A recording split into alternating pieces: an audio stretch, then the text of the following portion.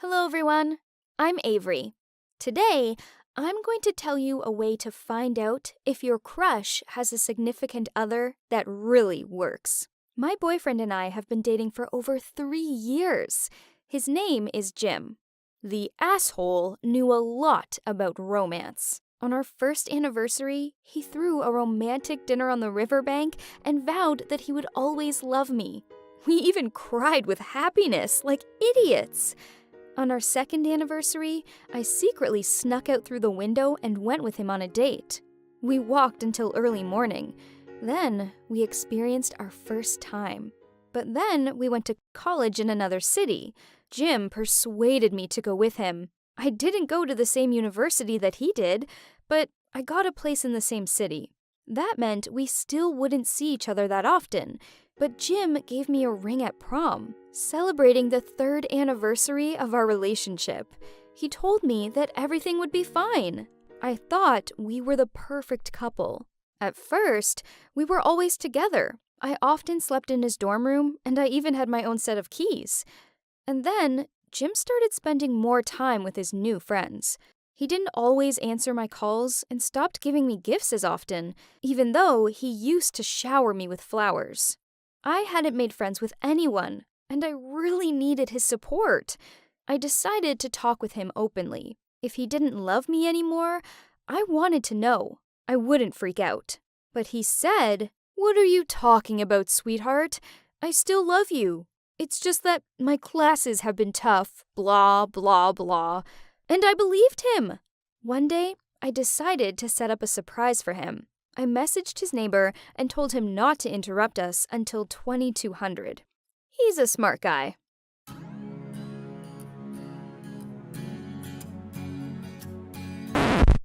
But Jim didn't appreciate the surprise. He even seemed to be angry. I wasn't expecting that kind of a reaction. I burst into tears, and he consoled me. He apologized and said that he still loved me, as always. We fell asleep cuddling, and I finally calmed down. That night, someone knocked on the door. It was interesting to find out who would come visit him at that hour. It was his new friends, but he kicked them out because he was with me. Everything was getting better, but about a week later, Jim disappeared for a whole day and wouldn't answer his phone. Late that night, he sent a message. I'd had enough.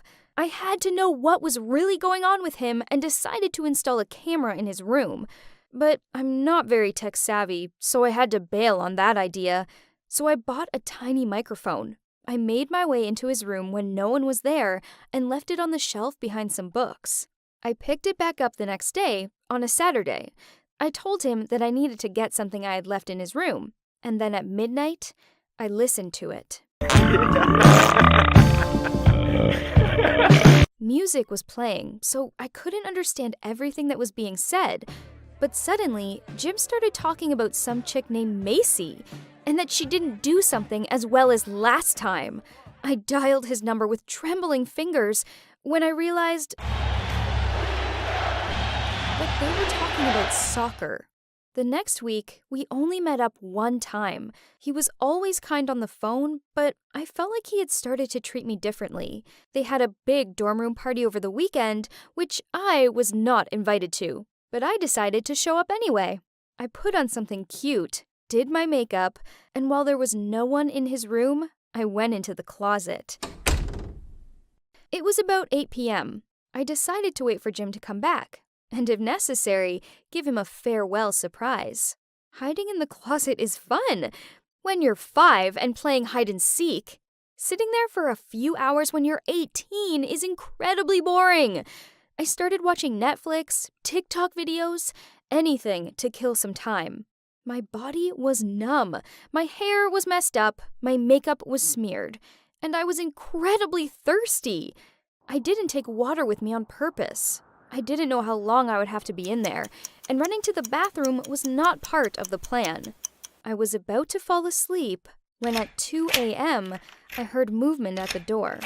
Jim was not alone. There was a girl with him, and she was acting very loud. I wanted to burst out of the closet immediately and let them have it. but I decided to watch it play out to the end. I didn't believe that he would do it with her.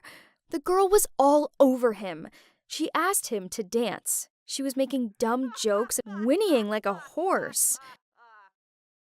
And then they started kissing. I was numb. I couldn't bring myself to leave the closet. Just a couple more minutes, and it was all going to happen. I came out at the very moment when there was no longer any doubt about his betrayal. It was so disgusting that I didn't even say anything to him and ran away. And on the stairs, I fell and really hurt my arm. It turned out that I had broken it. The next morning, Jim came over and begged me to forgive him. He told me that he had had too much to drink and didn't know what he was doing. I told him no, but he still messages me every day, likes my photos, sends flowers. If I was sure that that time was the only one, I would probably give us another chance. But what if he cheated on me other days when I wasn't hiding in that closet? What do you think I should do? Forgive him or send him on his way? I still love him, and it hurts. Hi, my name is Claire, and I dated my professor. It sounds like I'm in a Professor Lovers Anonymous group, but I really do need help. Have you ever heard of a story like this ending well? Listen to mine and don't judge me. Almost every girl at the university had a crush on him. It was the second class, and we were waiting for our new philosophy professor. My first thought was that he should be in movies. After all, you can only get a body like that at the gym, not by sitting in the library. His face and that masculine gaze, God, he looked unbelievably amazing.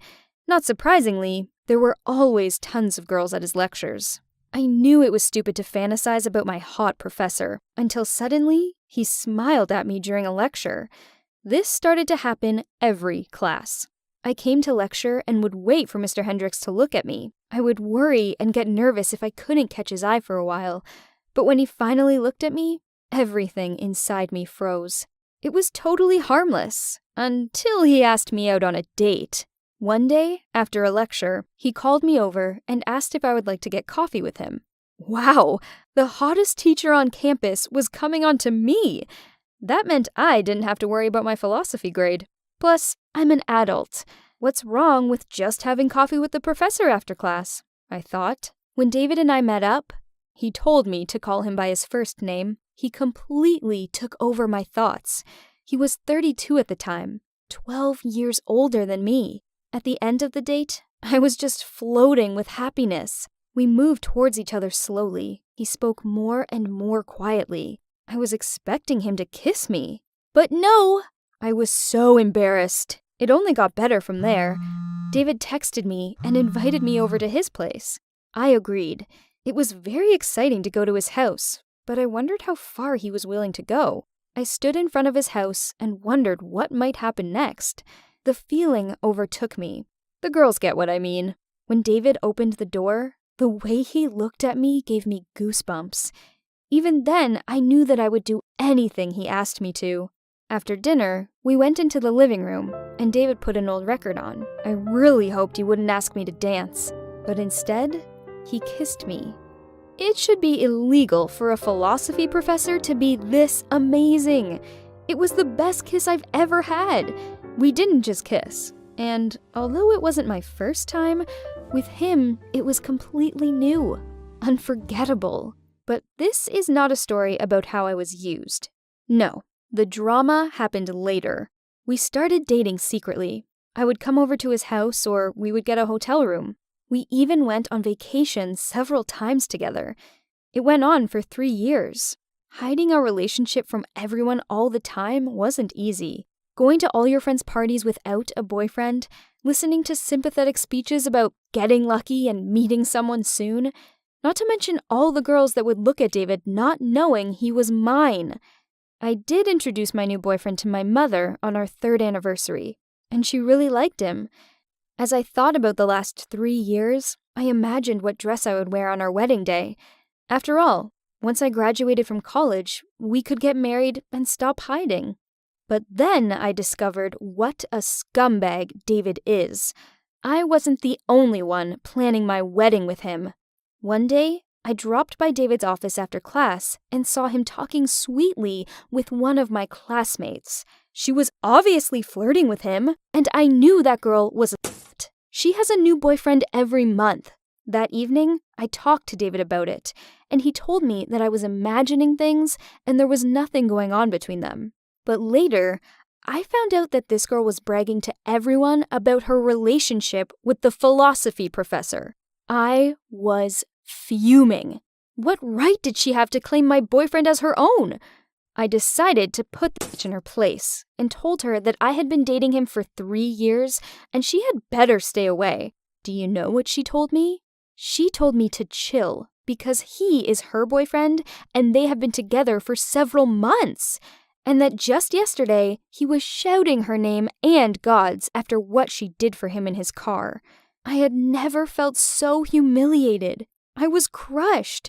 I needed to hear the truth from David.